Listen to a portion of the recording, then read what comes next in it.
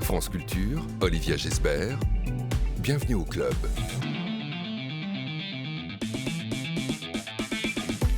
Bonjour à tous, l'étrange Noël de France Culture. Pour les fêtes, nous vous proposons une programmation spéciale. Levée de rideau aujourd'hui avec la petite boutique des horreurs, mise en scène par nos invités Valérie Lessort et Christian Eck. Adaptation d'un grand classique du cinéma et de la comédie musicale américaine à voir jusqu'au 25 décembre à l'Opéra Comique à Paris, en avril à l'Opéra de Dijon. 12h50, le grand frisson. On ouvre cette fois les portes de notre club de lecture autour de Franck Bouys, notre invité, auteur de L'Homme peuplé chez Albin Michel.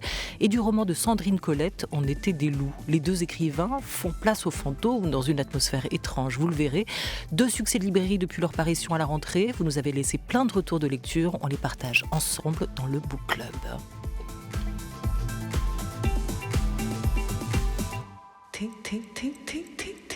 Une émission programmée par Henri Leblanc, préparée par Joseph Julien, réalisée par Thomas Beau. La petite boutique des horreurs.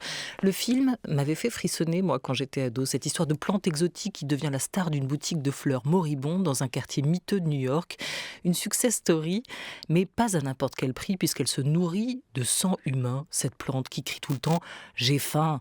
Le spectacle de nos invités, dans la veine des grandes comédies musicales de Broadway, mélange plaisir et sourire, et un peu de frisson aussi à la direction musicale. Maxime Pascal, extrait.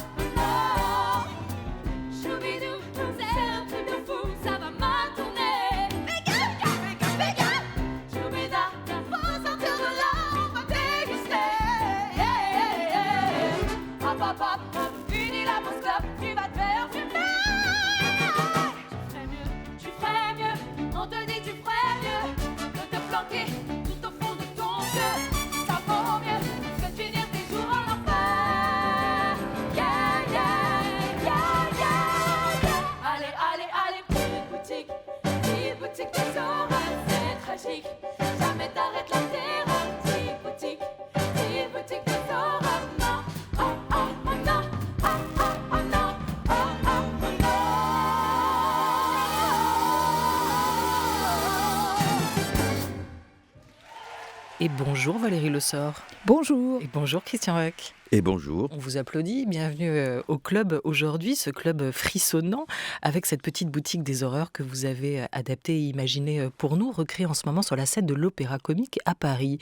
Valérie Lessort, vous aimez bien vous faire peur ou nous faire peur ? Je crois que c'est les deux. C'est vrai que j'ai une espèce de fascination pour le gore qui quelquefois m'inquiète. Je me dis c'est bizarre, mais ça vient de thriller de Michael Jackson que j'avais vu quand j'étais petite et où je riais et en même temps j'étais morte de trouille. C'est cette espèce de peur du train fantôme qui fait que on oublie tous les problèmes et on a peur et on rit. Enfin, je trouve que ça fait un bien fou. Pourquoi Christian Hegg vous tourne le dos? Je ne sais pas. Vous êtes disputé? Et il est fâché. Allez, juste pour écouter votre voix. Apparemment, il a mis le casque, il a les yeux fermés.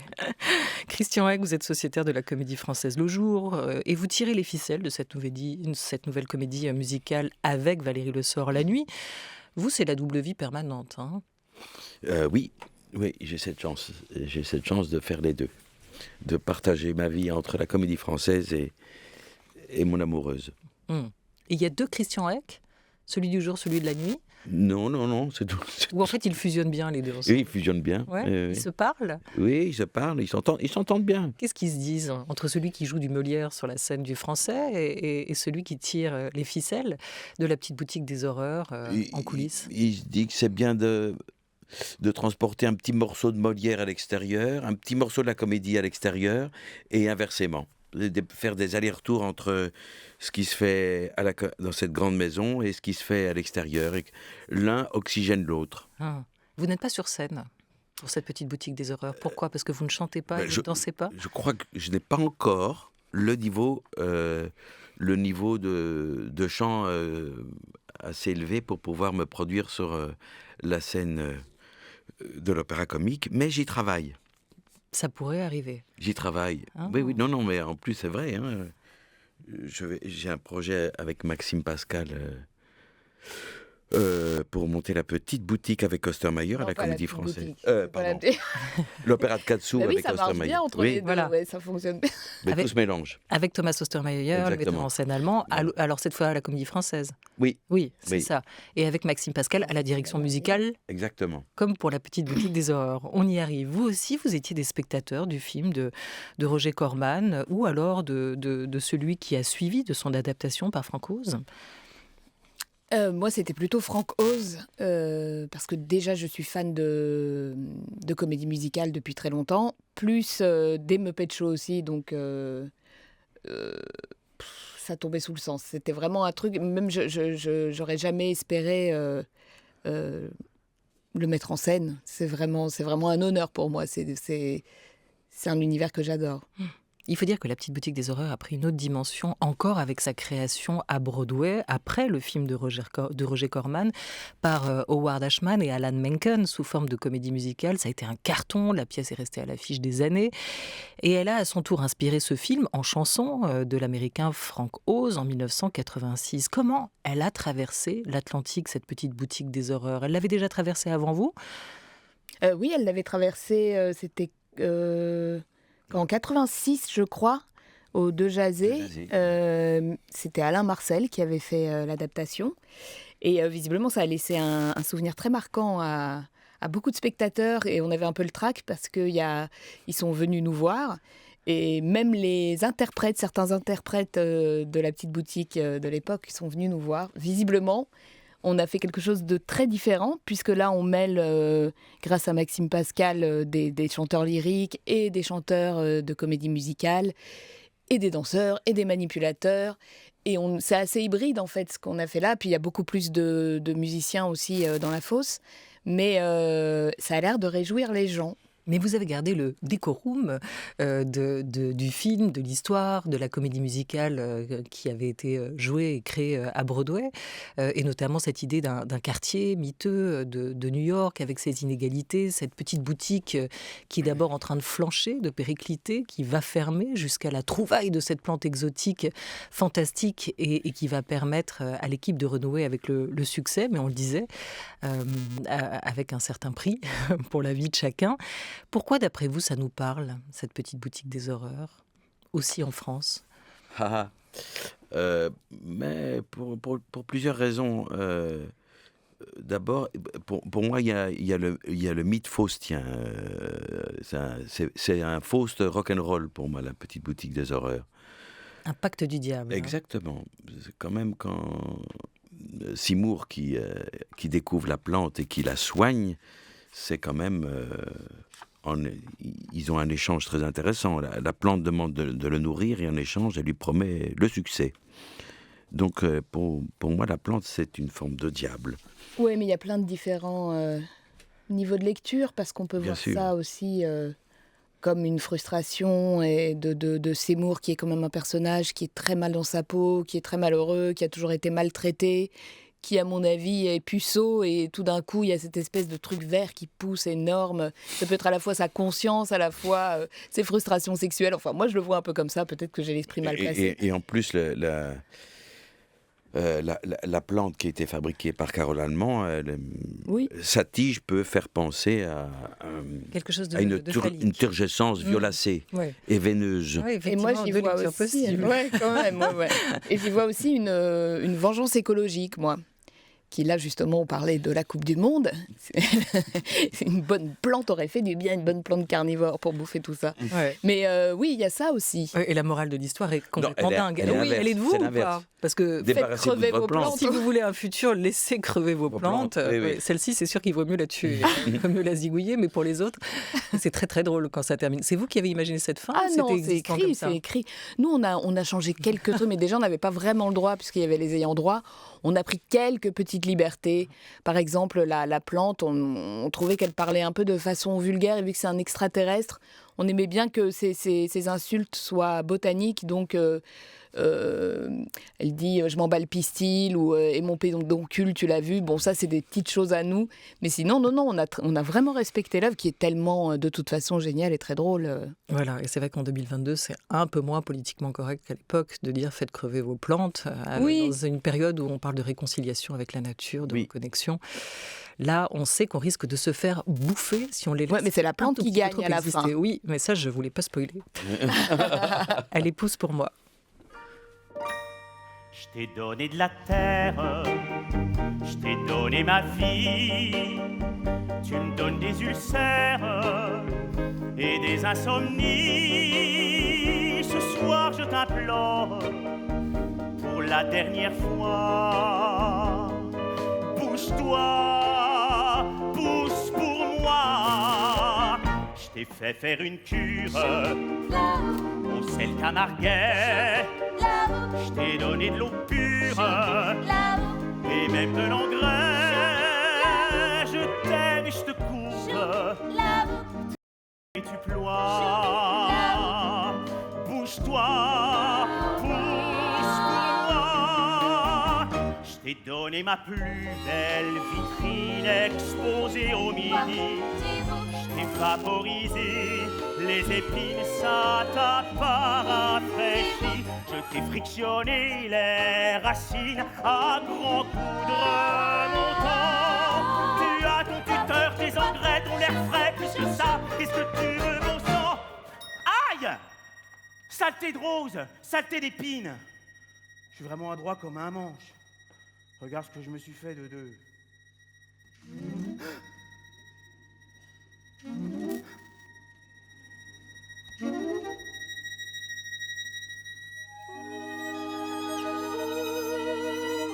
Mais ça s'ouvre! Aïe!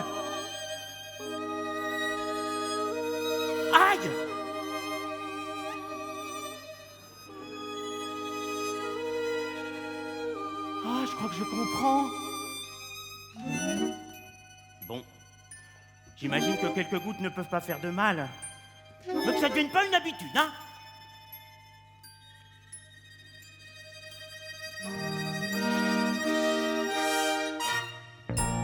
Je t'ai donné de la terre, je t'ai donné ma vie, mais je vois que mes artères t'intéressent aussi.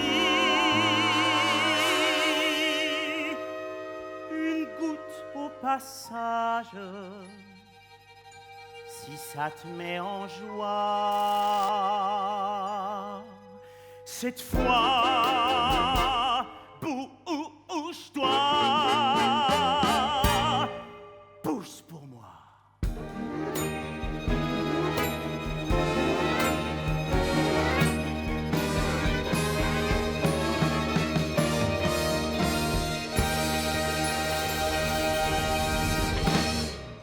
Extrait de La Petite Boutique des Horreurs, un théâtre visuel et musical qui mélange parler, chanter et du chant, comme on vient de l'entendre dans cet extrait. Valérie Le Sort, comment on monte une comédie musicale? Est-ce qu'il y a des fondamentaux à respecter? Est-ce que vous avez eu le sentiment que c'est plus compliqué qu'une pièce de théâtre tout court? Je dirais pas plus compliqué, mais différent, oui. Après, c'est presque ce que je trouve assez facile finalement, c'est que la musique aide à exacerber le sentiment. Donc quand il joue l'histoire, puis tout d'un coup il la chante et il y a le sentiment en plus avec les instruments qui s'exacerbent. Par contre, c'est pas très différent finalement une comédie musicale et un opéra comique, parce que ça vient de là. Donc de raconter une histoire puis de la chanter, j'ai trouvé que c'était quasiment le même exercice. Oui, c'est le même principe, ce principe très bizarre. On vous le joue en théâtre, on vous joue une scène, et puis maintenant, tiens, on va vous la chanter. C'est la même chose, mais en chant. Et la musique aussi, vu que on part toujours sur des spectacles visuels, même malgré nous, c'est quelque chose qui vient naturellement dans nos mises en scène. La musique permet en fait plus de folie visuellement. Je ne sais pas pourquoi, mais tout d'un coup, quand il y a de la musique, un truc qui vole, un truc qui se met à prendre vie, c'est autorisé, ça permet la magie. En fait. Oui, la musique nous permet de sortir plus facilement de la réalité, bizarrement. Oui, c'est ça, tout est surligné et en même temps, cette dimension onirique, magique, elle est extrêmement présente par ce phénomène à 4 dimensions presque, vous le disiez, entre le jeu, le chant, la musique... La danse, et puis toute la partie scénique, l'aspect visuel que vous mettez en avant aussi. Tout ça est dédoublé. Oui, puis la manipulation de la marionnette. Enfin, ce qui est bien, c'est que la comédie musicale permet d'être multidisciplinaire et ce qu'on adore déjà à la base. Mais là, c'est vraiment tout le monde s'y met et la technique aussi derrière. Les gens, je crois, les techniciens sont vraiment ravis à l'opéra comique parce que tout d'un coup, tout le monde doit participer en fait à faire croire à cette histoire folle. Alors on y vient à cette plante puisqu'on vient d'entendre cet extrait où Seymour, le jeune fleuriste orphelin qui n'a pas eu une vie facile, lui demande de pousser pour qu'elle vive et pour que ce succès, cette starisation qu'il est en train de connaître continue. Surtout, il faut rappeler que vous êtes vous, Christian Eck, un élève de Philippe Gentil qui vous a initié à cet art de la marionnette et que vous êtes, vous, Valérie Le Sort, d'abord comédienne et plasticienne avant d'être auteure et metteuse en scène.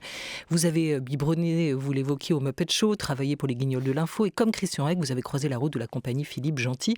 Audrey II, puisque c'est le nom de cette plante, qui mange tout, enfin surtout le sang humain. C'est une marionnette hybride. Est-ce que vous l'avez pensé, imaginé comme un partenaire de jeu à part entière? Audrey n'est pas une marionnette hybride, contrairement aux marionnettes qu'on utilise dans nos autres spectacles. Une marionnette hybride, c'est quand il y a une partie du comédien qui est visible dans la marionnette. Ah, moi je croyais que c'est quand il y avait un comédien qui était, comme pour Audrey, à l'intérieur de la plante ou qui la faisait vivre de l'intérieur. Non, c'est quand on joue avec soit son visage, soit ses mains sont en lumière. Comme dans le voyage de Gulliver, où on a ce sont des nos têtes humaines, mais on a des tout petits corps. C'est ça une marionnette hybride. Donc non. D'ailleurs que ça vient de Philippe Gentil. Enfin, c'est une vieille tradition de marionnette, mais nous on l'a découvert. Enfin, on l'a découvert grâce à Philippe Philippe Gentil qui me l'a fait découvrir. Non. Ici, c'est pas une marionnette hybride, c'est un manipulateur seul qui est entièrement invisible, qui est à l'intérieur de la plante.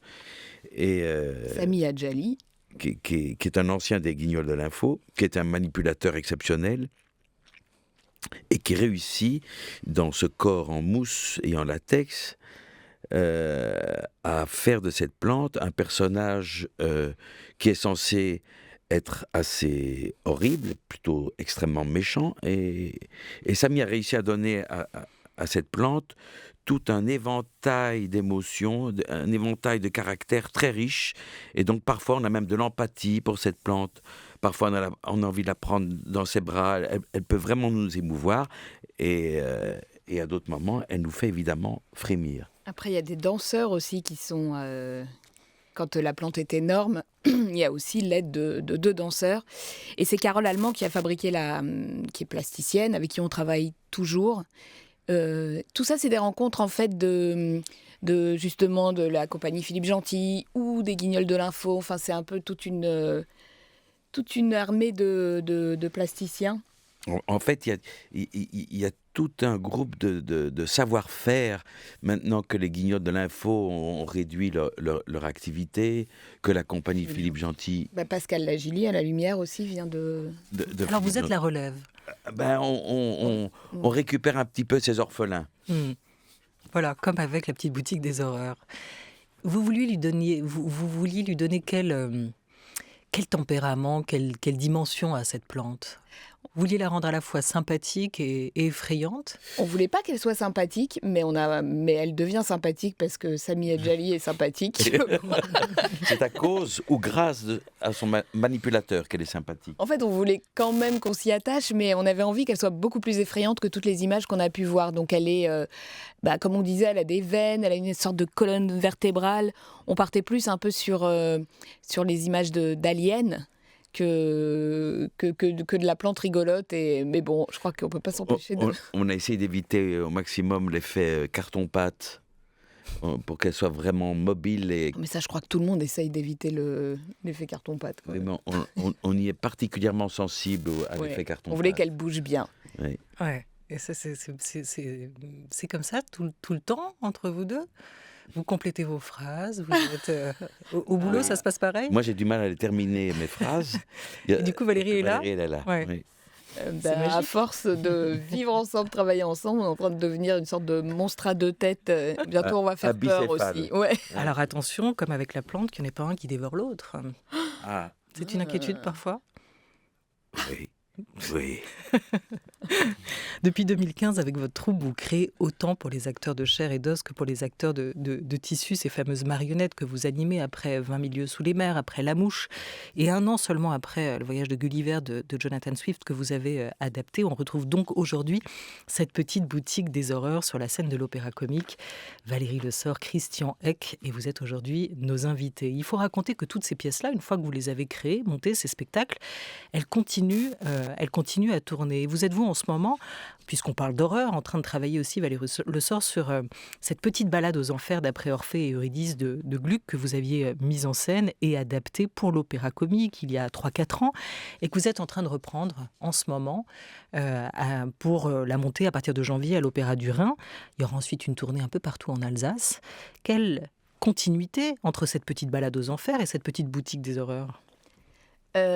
Déjà, l'équipe, c'est toujours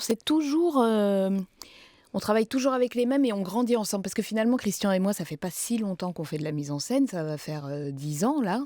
On était un peu... Même pas 10 ans. Même pas. Si, c'était en 2015. Et Monsieur Herc avec Canal+ en 2013. Donc ça va faire 10 ans. On arrive à nos 10 ans de mise en scène. Mais oui, on arrive à nos 10 ans de mise en scène. Et tout ça pour dire qu'on grandit ensemble. Et avec nos collaborateurs, et tous les deux. Et par exemple, surtout le lien entre Petite balade aux enfers et Le Voyage de Gulliver, c'est-à-dire que c'est des marionnettes hybrides aussi. On a commencé avec une marionnette hybride avec Monsieur Herc sur Canal+. Puis ensuite...